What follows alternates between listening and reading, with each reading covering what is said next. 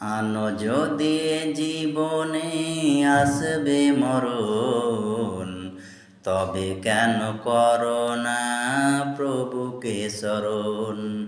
আনো যদি জীবনে আসবে মরণ, তবে কেন করো না প্রভুকে স্মরণ। করে যাবে নেক যত, প্রতিদান পাবে তত। করে যাবে নেক যত, প্রতিদান পাবে তত। না হয় আসামি হয়ে সেদিন দাঁড়াতে হবে যবে। দেহ থেকে প্রাণ পাখি উড়ে যাবে, করতে দাফন সব আয়োজন করবে সবে।